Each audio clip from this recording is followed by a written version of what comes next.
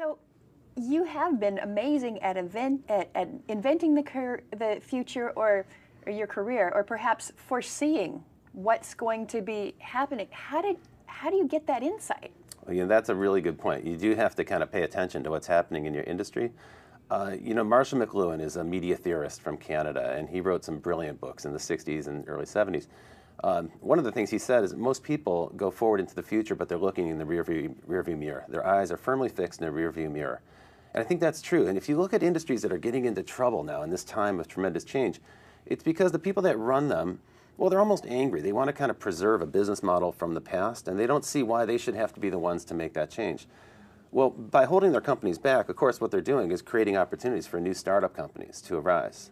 So my feeling has been, when you're working for a big company, if they're not leading the forefront, if they're not leading the charge, and if all they're doing is a defense of an old-fashioned business model, then you might be better off starting a new company and going after that opportunity. Now, sometimes some companies will let you try that new business and they'll let you start that new business. So it really depends on the kind of company you're working for. But if you get the signal that they're not focused on the future, it's probably a signal that it's time to go. Wow. But what about the wisdom of going with what's worked in the past? Is that just an obsolete Can you name an industry concept? around the world right now that isn't challenged with tremendous amounts of change? I can't think of one. Everywhere I look, you see tremendous change coming. And it's everything from, competing with companies all over the world suddenly, right, where everyone's a global player all of a sudden. Everyone's got access to tremendous amounts of information. How do you deal with that tidal wave of information that's coming in?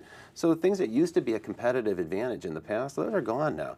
And so suddenly you have to look over your shoulder. The biggest challenge, I think, is as companies move over to the internet, now you're finding that the people you compete with weren't even your competitors before. And take, for instance, the media business that I know so well.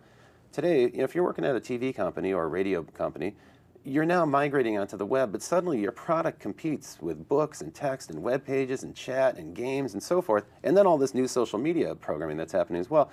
You look at that and you go, wow, how do they compete in a world like that? The product they have isn't really optimized for that kind of an environment.